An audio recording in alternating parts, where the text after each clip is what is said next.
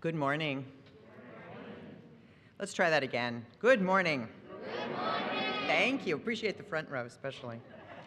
All right, good morning and welcome to the Mount Diablo Unitarian Universalist Church. I'm the Reverend Leslie Takahashi, and my pronouns are she and her. We're so glad to have all of you here with us, however you are here. I suspect because we had such a lovely time last night at our extravaganza that we have more people on our live stream today than here, whereas we're out of a habit of coming to church more than once a weekend. So it was a wonderful gathering, and it's great to see you then, and it's great to see folks here, and we welcome you whether you're here outside, inside, or on the stream. If you are visiting us, we are glad to have you join us, and we also hope you will use our virtual visitors card. And there are also signs for those of you on campus. Maybe you can get in the habit of looking for the QR code. If you'd like to have an order of service, you can get it on your phone.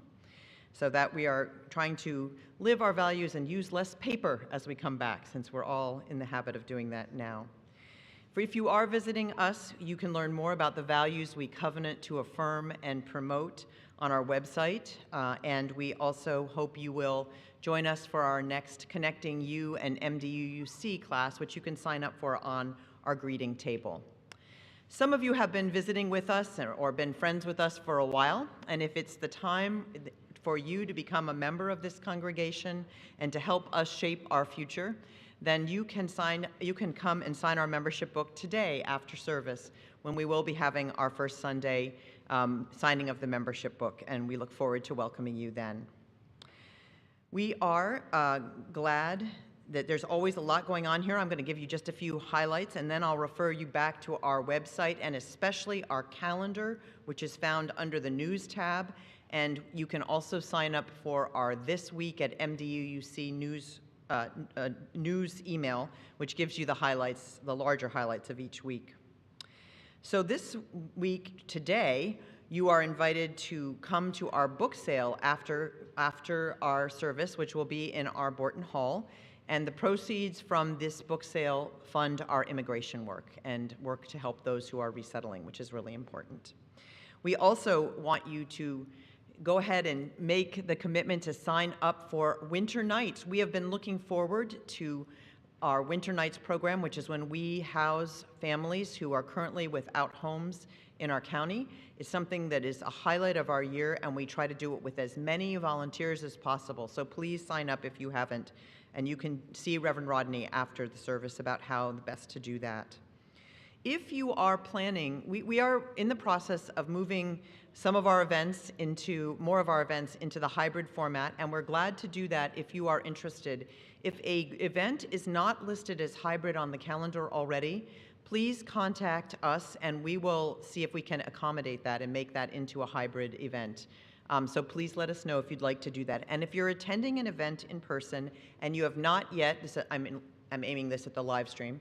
If you have not yet had your vaccination status checked, please come a little early to do that so that we can do that before we get our program started.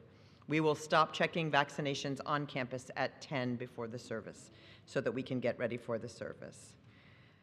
If you are in need of a listening ear in these still challenging times or financial support, please talk to me or to Michael, our intern minister, who we are glad is in our pulpit this morning. Asking is a gift you give our community, and welcome to this beloved community.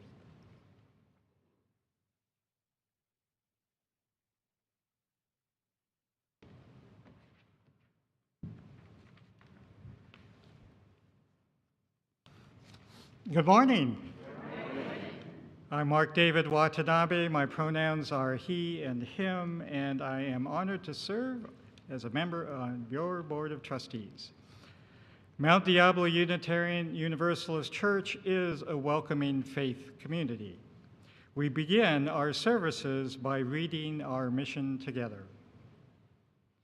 We bring to life our Unitarian Universalist values as we seek truth and work for justice, nurture compassion and courage, reach out to each other and to our larger community of faith, bridge the divisions that wound the human family, transform ourselves and our world.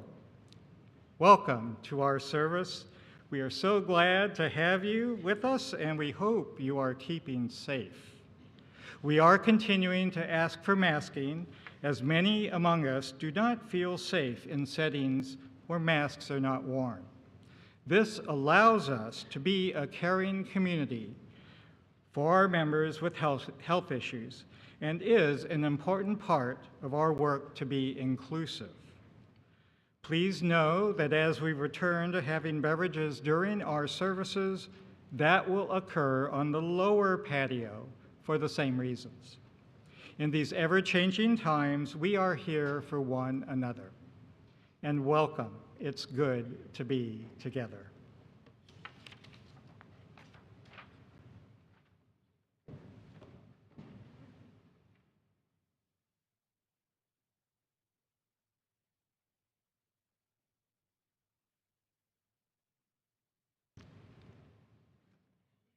And let us now take a moment to exchange greetings. And before we do, I'm just going to say two things.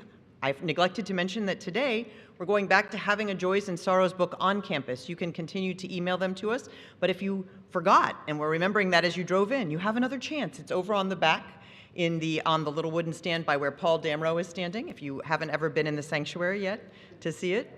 And then we will also have a chance to do the regular ones. But as we exchange greetings, let us use our creativity and our elbow bumps, as we continue to work to make everyone feel included and comfortable being with us. Let's exchange greetings.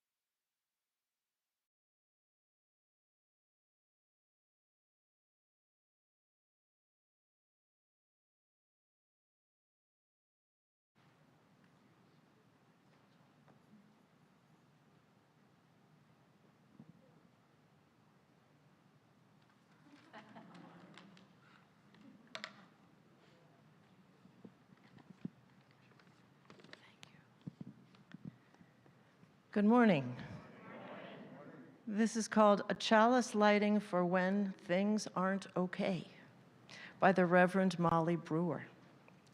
My beloved people, I cannot pretend, and so I will not tell you that everything is okay right now, that there is no reason to be angry or that you must be optimistic or at peace.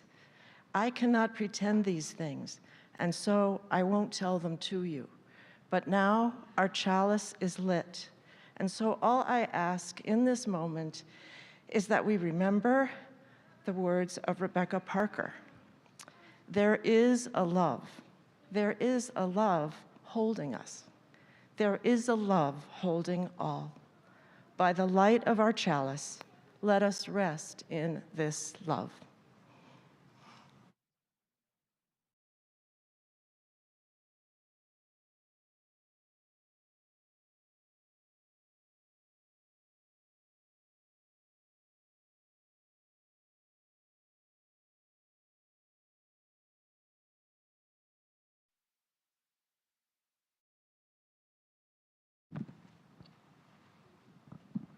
Good morning.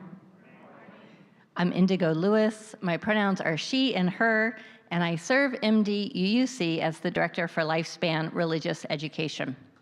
So this morning, I brought an old friend to help tell our story. But it's been a really long time since we've seen this old friend, so I wanted to reintroduce everyone to the Wonderbox. And our Wonderbox is just that, a box with something inside that might make you wonder. So, is anyone curious about what's in the box?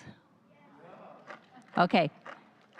I think the box makes some noise. Does anyone want to do one guess? All right, one guess.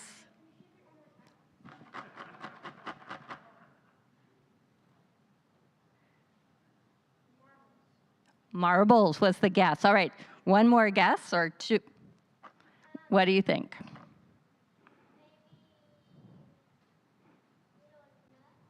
Nuts. I hear nuts. Okay, one more. This last one. What was that? Rice. All right, we've got marbles, nuts, and rice. So now the big reveal, what's inside.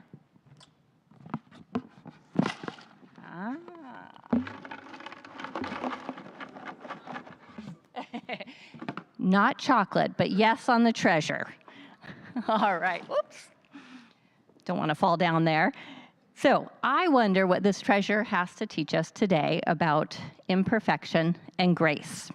And I thank you for all your guesses. Can you hold it? Okay, one question. What was that? Nope, not edible. So the coins are not edible was the question. All right. So our story this morning is a wisdom tale of unknown origin, but it comes to us by way of our intern minister, Michael Macias, and their grandmother. And it goes like this. In the center of a small village in Mexico, there once stood a statue. And this statue looked like this. I have it on good authority. It actually looked like this. And the legend of the statue was that it pointed off into the distance, where gold, silver, and precious gems were buried. For as long as any of the villagers could remember, people near and far wandered off into the distance in the direction that the statue pointed, in hopes of finding the hidden treasure. Still, no one ever found the treasure, and those that went off in search of it never returned. One evening, a powerful storm swept across the village. The wind howled, lighting up the night sky, and thunder clapped with ferocity.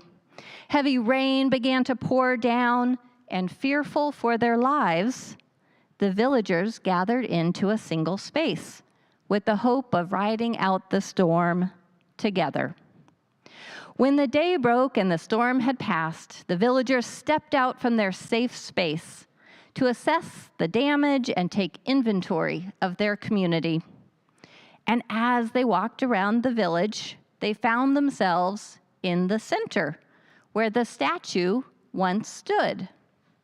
Much to their surprise, the storm had knocked the statue off its pedestal, and as their eyes looked down upon where it lay, they noticed that the statue had broken in half. And there, all across the road, was all the gold, silver, and precious gems that so many had gone off to find, but were never successful. It was in this moment the villagers realized that the statue was never pointing outwards, but was instead pointing inwards to each other. Now, I thought about this story, and there are many things that I wonder about this story. But the first question for me is, I wonder if maybe the villagers felt a little embarrassed, that they hadn't figured it out sooner. And I wonder this because I think that's what I might have felt, a little embarrassed. And that is a really hard feeling to have. But I also wonder that if so, did they also come around to forgiving themselves for not knowing? And I hope so, because that is where I find the practice of grace. So now I would like to invite everyone to sing our children and youth together out to their activities.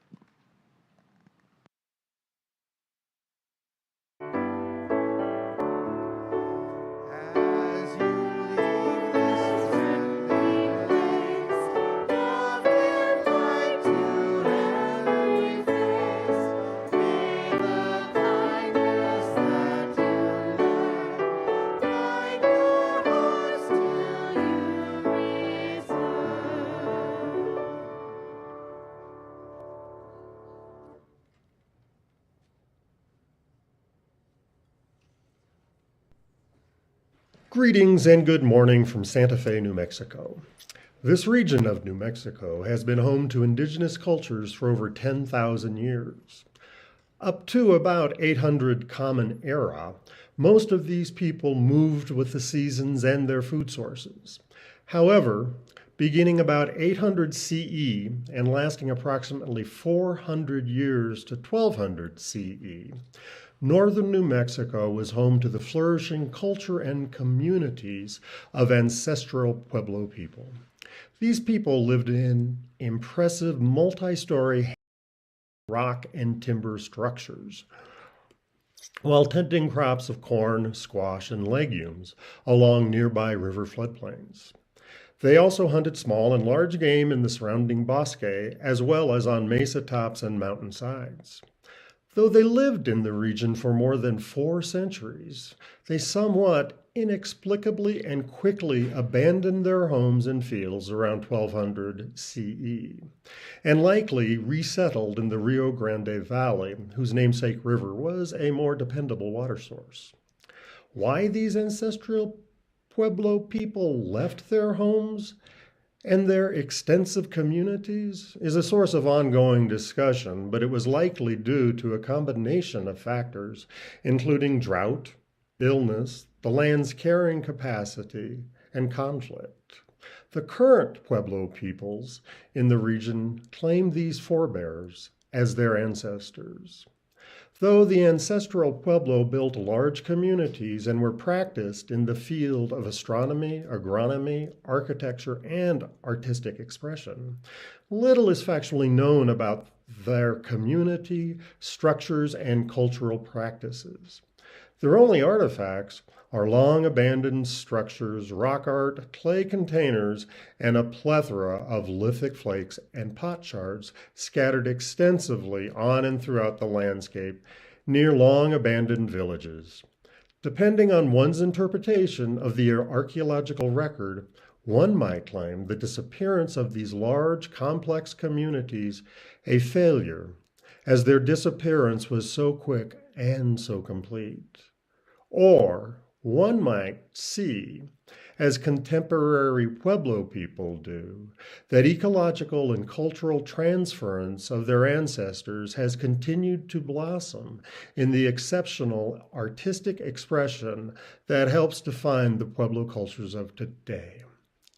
With that, let us worship our imperfections as they can lead to our own blossoming.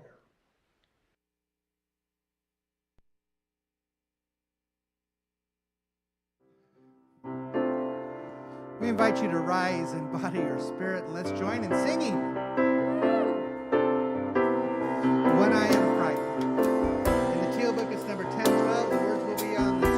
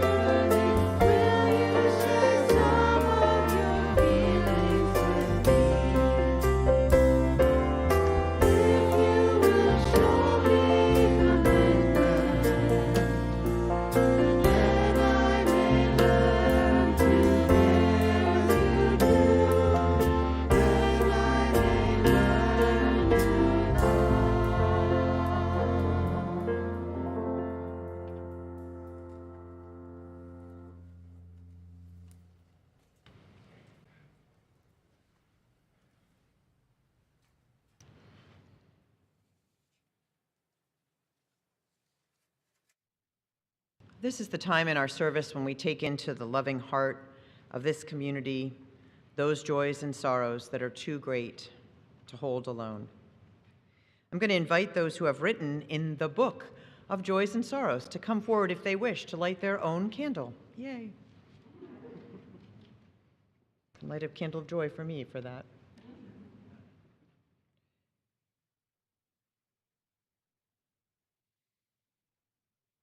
Alice and Jim Hewell are lighting a candle for Jim's father, Dr. J. Edward Hewell, who passed away peacefully Wednesday night in Robert Park, surrounded by family. He will be greatly missed.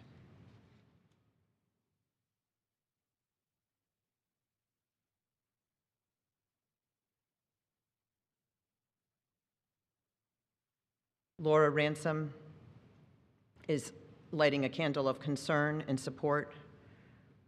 She writes, "This is for my former family ministers at First Unitarian of Oakland, Rob and Jan Eller Isaacs, their family and their former congregations in Oakland and Unity Church, Unitarian in St. Paul. Now retired and living in Portland, Oregon, Rob has been diagnosed with advanced metastatic cancer. His daughter Hannah has set up a healing bridge for those wishing to receive updates, and I join Laura in honoring my dear colleague, Rob. Thank you." Laura Zucker is lighting a candle today. She writes, "While she has forbidden me from even marking the day, she's not here, so she won't know I'm wishing my mom, Harriet Zucker, a very, very happy 90th birthday."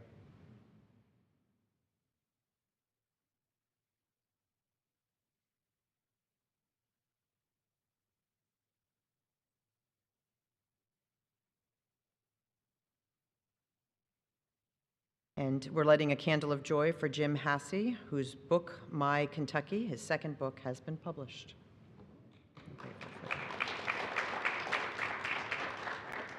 We will have a time for people who have not written in our book to light silent candles later in our service, but I'm going to invite Tom Taylor to light a candle. He is thinking of the people of Ukraine and also wishing for world peace.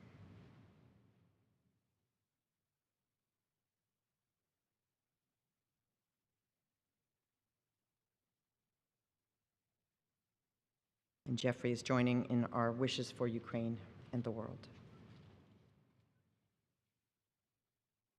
I ask Rodney to light two final candles. One holds those joys and sorrows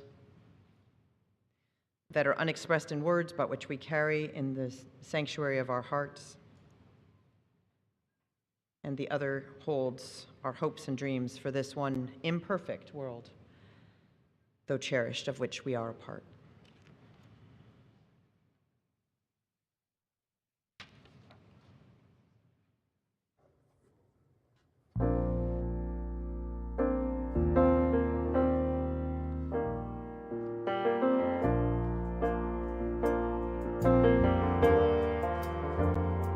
We're going to invite you to join in singing our musical meditation.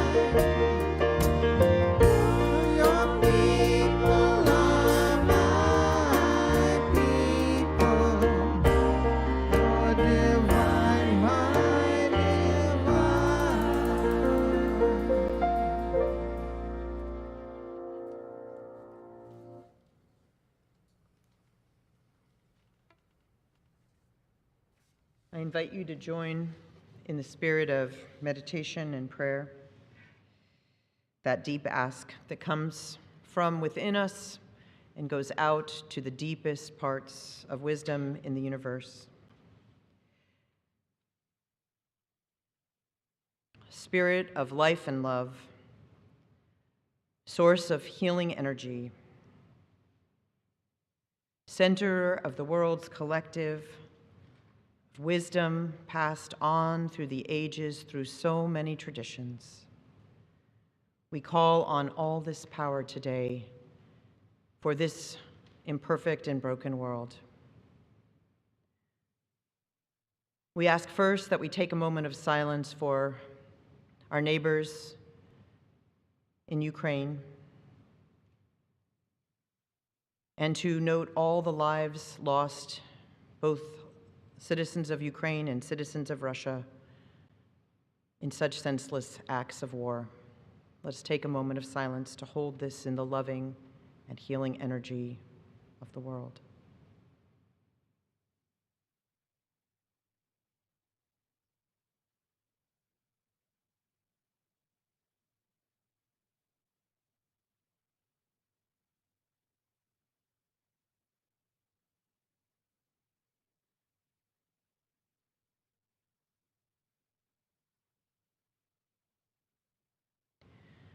Source of creative good,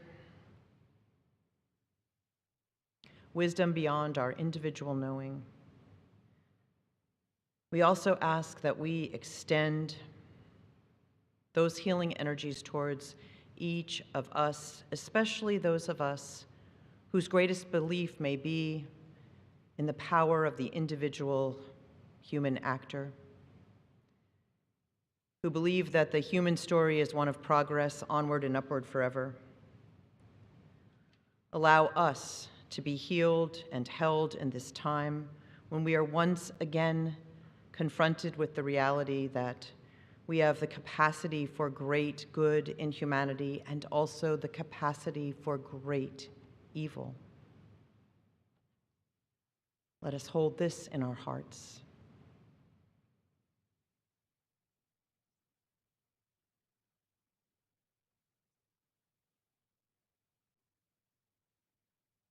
Embodiment of love,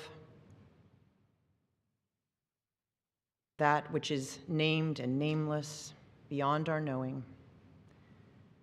We also ask in this time that we open our hearts to understand that because we each as individual actors cannot hold all wisdom, we need our relationships with one another and to be together in those great covenantal and accountable relationships that help us each help one another see those things that in the moment we might not see,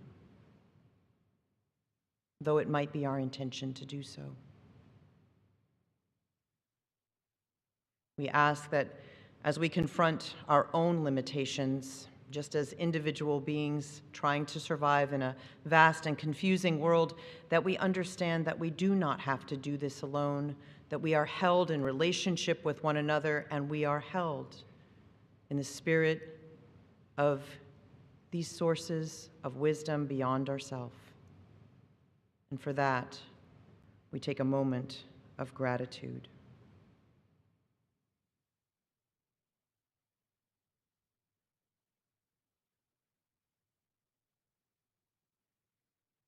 Source of creation, source of loving kindness, well of compassion, holder of our hopes and dreams for a world in which peace might be the norm. Be with us today, reminding us that together we can grow into the promises of humanity that alone we cannot realize.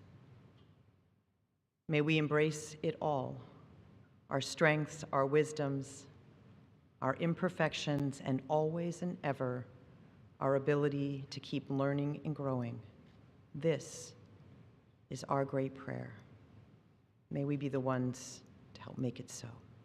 Amen.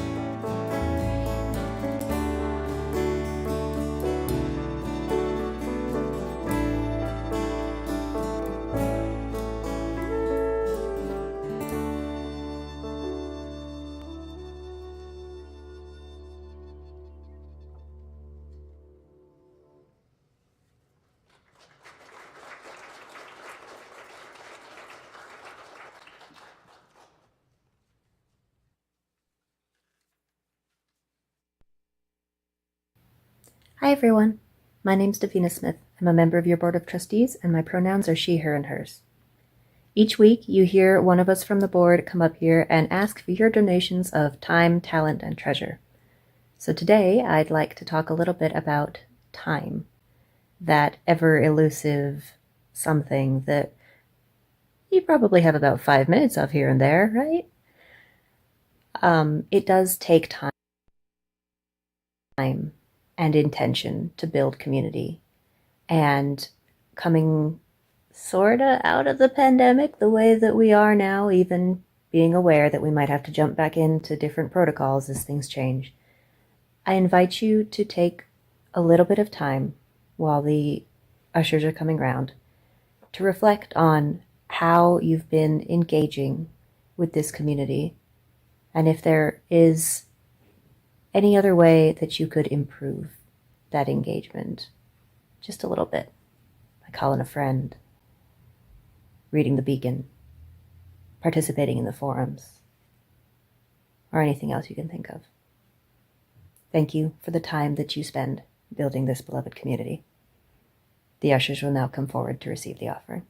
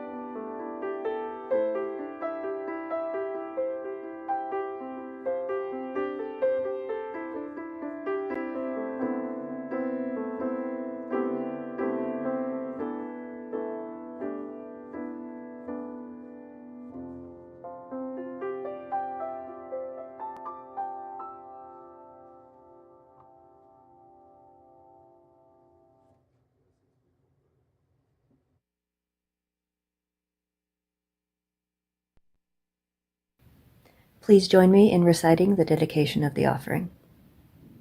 To the work of this community in transforming ourselves and our world, we dedicate ourselves and our offerings.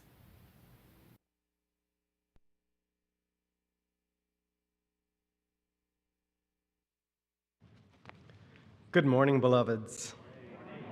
It's so good to be back worshiping in these four ways. I wasn't with you last Sunday, so it's good to see your faces out there this morning. I am mindful that this week begins a month-long celebration of Women's History Month. It seemed fitting this morning to offer a story from my grandmother as part of her history, and I invite us all to make space to hear the stories and explore the gifts that so many women, both near and far, have given to us, our community, and to our greater world. Sin mujeres no hay revolución. Without women, there is no revolution. This week also begins the holy Lenten season. Lent is a solemn religious observance in the Christian liturgical calendar commemorating the 40 days Jesus spent fasting in the desert. For those who hold this season as sacred, we know that we are called to sacrifice or give up something as a small symbol that honors the sacrifice of Christ. I count myself among the many who are spiritually connected to this practice, and I offer this lens through which we can appreciate it all. The Lenten season is less to do with what we sacrifice from the material world, sweets, sodas, carbs, and more to do with how we cleanse the attitudes and mindsets that arise from our experience with the material world. Our sacrifices or willingness to let go of things enables us to make space for love, kindness, peace, and forgiveness to be present. It is a holy period of reconciliation in this spiritual season if we choose to make a sacrifice. Let us let go of harmful words, unkindness, and grudges. My grandmother, Rachel, often shared the story that you heard this morning with me. And I still love how it captures the richness of each person. And navigating my own experiences of the past few weeks, her story has taken on a new meaning as I have come to understand when, how, and where I allow grace and forgiveness to be given. Perhaps, as you're sitting there, you're still envisioning Indigo in that pose of the statue in the center of the small village in Mexico. And I can't help but take note of how too often we expect our siblings to mirror that statue, to hold a constant position, to be atop that pedestal, and to represent an idea that we've embedded in their identity. And when they break the ideals that we hold about them, it's as if we are the ones chasing the elusive riches, sometimes losing ourselves and never returning to the sacred space of community. This approach to the relationships we share entraps us in the swirling waters of unreasonable expectations, anger, anxiety, exceptionalism, and offers no room for growth. It's as if we are casting a long shadow that envelops us and those we are in community with.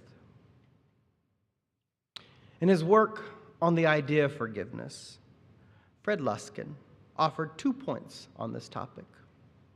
One, that we can create peace in the present through forgiveness. And 2, that we create a lack of peace through our objection to life happening. An unwillingness to offer forgiveness or grace not only deprives us of the opportunity to welcome and embrace peace, but it keeps us ever so slightly at a distance from the divine. It deprives us of our ability to honor the sacredness that resides within each of us. And with this, we miss the beauty that often sits within the messiness. Or, as Rumi more eloquently put it, the rose's rarest essence lives in the thorns. Grace and forgiveness. Where does it show up as an offering? To yourself or to others? How often are you able to see past that long shadow and affix your gaze to the radiant light illuminating from beyond the moment? Can you see the light and offer grace when, in your march towards equity and justice, you encounter someone who is not as advanced as you are on the issues? Can you see the light and offer grace when, in the messiness of life, someone acts out of their trauma and causes harm? Can you see the light and offer grace to yourself when you make a mistake? Or are you like me and descend into self-loathing, self-doubt, and perpetual second-guessing of who you are? These are some of my imperfections. I am mindful that one path is easier to navigate than another. I'm readily able and willing to offer grace to others, like when I have an argument with my brothers. And yet I struggle with extending grace to myself, like when I don't show up for someone as they would expect of me and as I would expect of myself. Luskin argues that every time you are more than mildly upset with the actions of someone else or yourself, perhaps it is because you are trying to enforce an unenforceable rule. There is no rule that life should be fair. There is no rule that others must be as far along in understanding social justice as we are. The only rule is that forgiveness and grace honors the heart's greatest dignity. And whenever we are lost, it brings us back to the ground of love. I often find that when our faith calls us to act, such as when we are asked to offer grace and forgiveness, it is often easier to consume it as an idea than it is to put it into practice. This is true. I've read all of the boards in my classes. Everyone feels this way. Offering grace and forgiveness is a complex step in our commitment to covenant.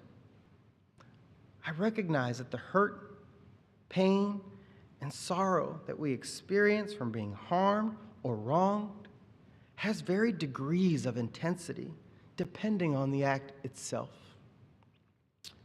Perhaps, as someone who holds a marginalized identity, another person either intentionally or unintentionally perpetuated historical marginalization or erasure.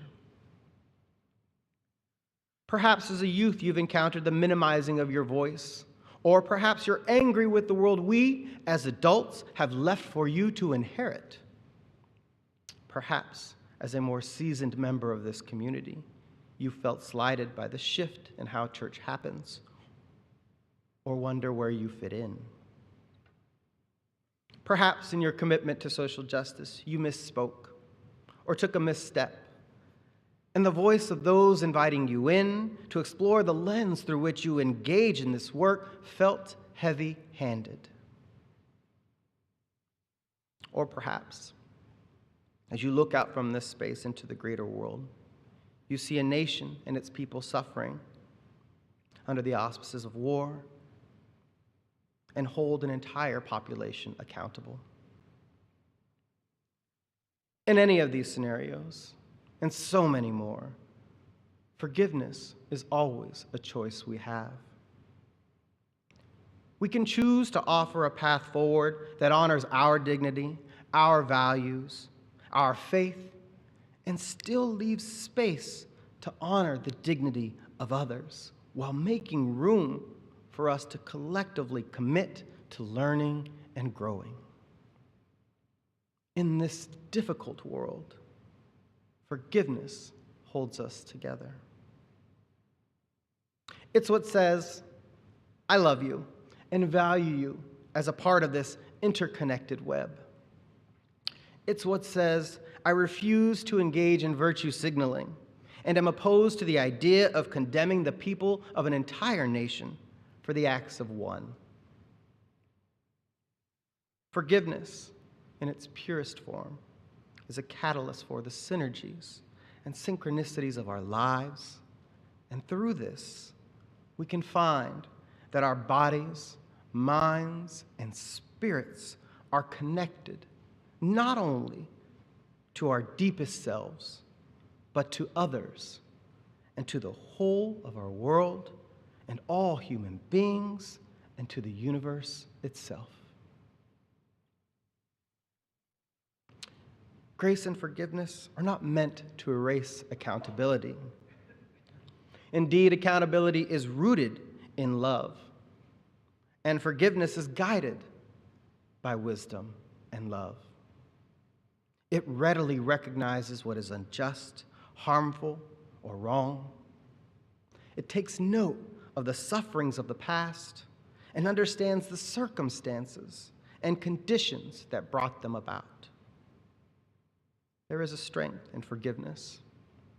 And when we forgive, we can also say, never again will I allow these things to happen.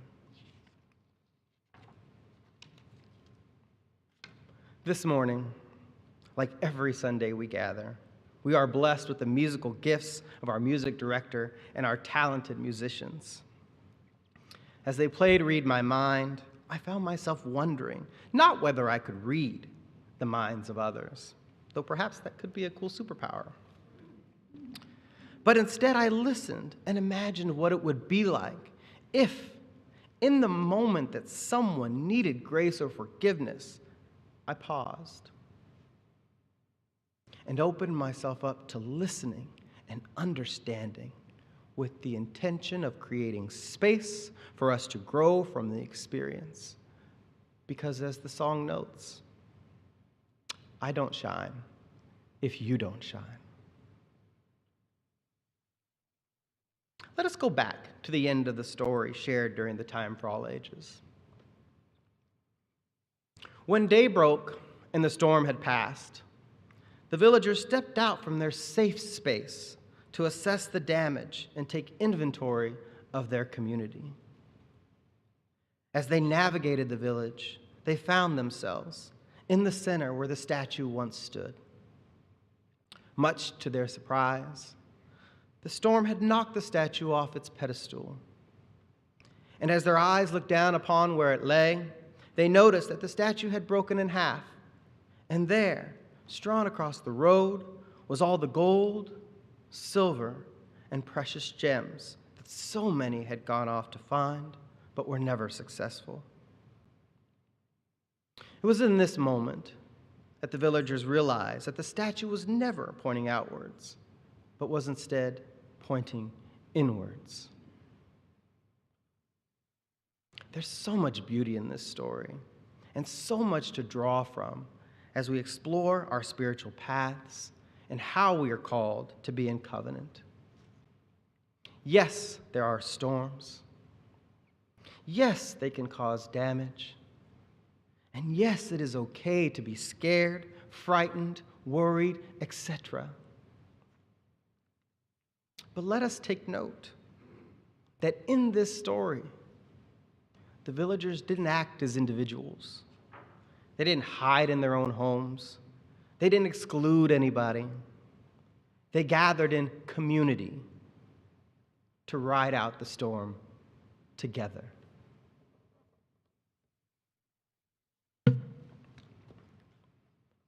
When our siblings in this community and in this greater world find themselves mired in the throes of emotional, mental, or spiritual storm, where the force knocks them off their center, shaking how we see them or how they see themselves, and broken in half because of their mistakes or missteps. Perhaps we can find it within ourselves to point to all the richness that is still within them and hold space for them to know that this is a truth, instead of sending them off on a never-ending quest from which they may never return. Instead, let us hold them in covenant and keep the circle, or villages we call home, whole. This is the work of love, forgiveness, and grace. This is how we are called to be.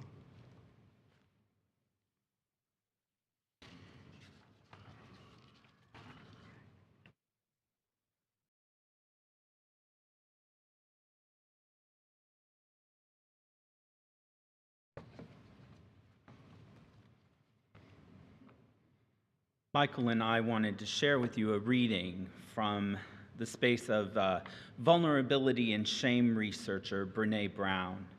It's entitled Rumbling with Forgiveness, from her book, Rising Strong.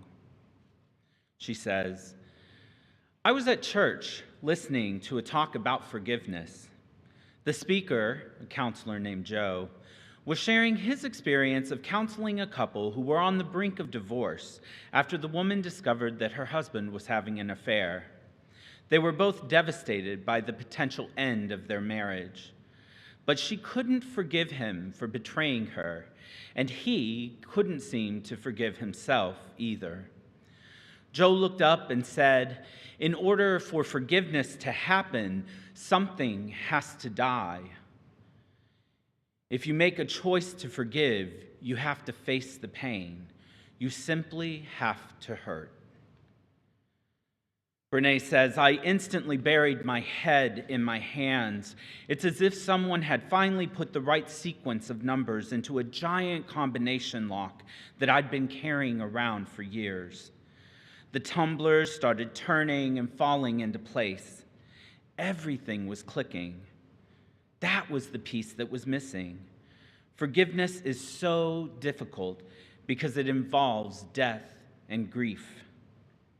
I had been looking for patterns in people extending generosity and love, but not in people feeling grief. At that moment, it struck me. Given the dark fears we feel when we experience loss, nothing is more generous and loving than the willingness to embrace grief in order to forgive. To be forgiven is to be loved. The death or ending that forgiveness necessitates comes in many shapes and forms. We may need to bury our expectations or dreams. We may need to relinquish the power that comes with being right, or put to rest the idea that we can do what's in our hearts and still retain the support and approval of others. Joe explained, whatever it is, it all has to go. It isn't good enough just to box it up and set it to the side. It has to die. It has to be grieved. That is a high price indeed. Sometimes it's just too much. Brené Brown goes on to quote Archbishop Desmond Tutu, who said, to forgive is not just to be altruistic. It is the best form of self-interest. It is also a process that does not exclude hatred or anger. These emotions are part of being human. You should never hate yourself for hating others who do terrible things. The depth of your love is shown by the extent of your anger. However, when I talk of forgiveness, I mean the belief that you can come out the other side a better person than the one being consumed by anger and hatred. Remaining in that state locks you into a state of victimhood, making you almost dependent on the perpetrator. If you can find it in yourself to forgive, then you are no longer chained to the perpetrator. You can move on, and you can even help the perpetrator to become a better person too. She says, so forgiveness is not forgetting or walking away from accountability or condoning hurtful acts. It's the process of taking back and healing our lives so we can truly live. It is not just the importance of naming our experiences and owning our stories, but also how rumbling with a process can lead to clarity and wisdom.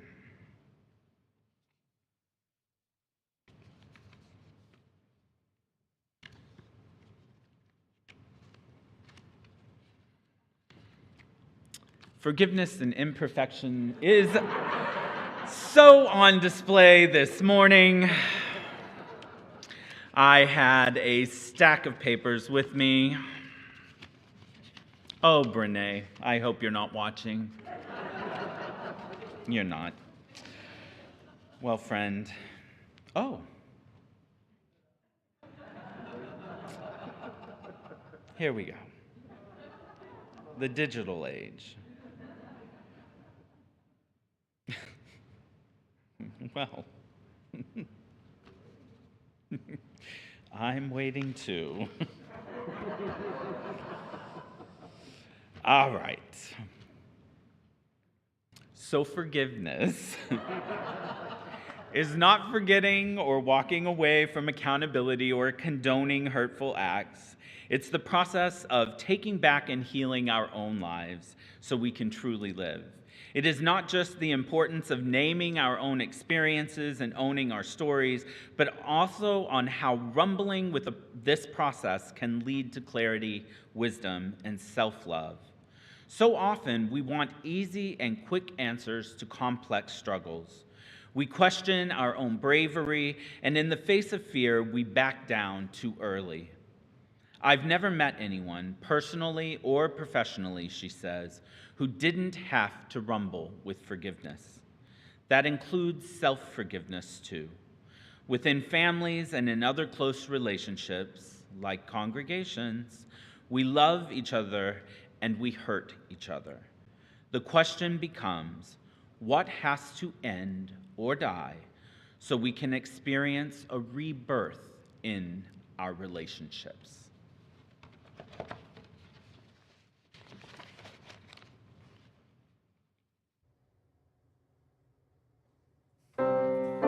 We invite you to rise in body or spirit. Let's sing our closing song.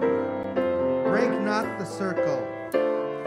Number 323 in the Grey Book, if you have that handy, or the words will be on the screen and in your order of service. Break not the circle of an aching love, the faithful God forgiven and forgiven.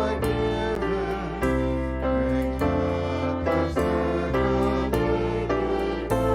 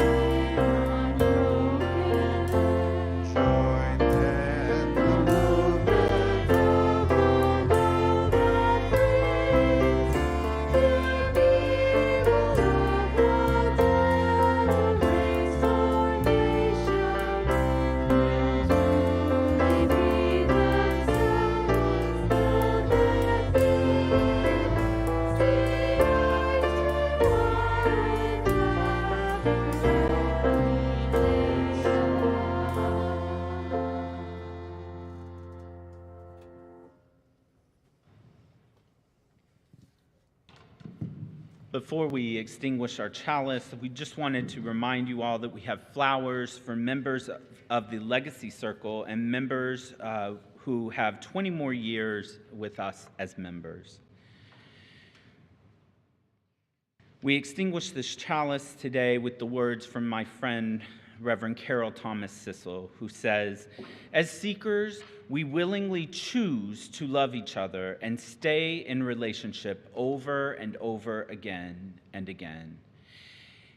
In this way, although we may break promises by leaning into the transformational power of our faith, we can begin again in covenant to love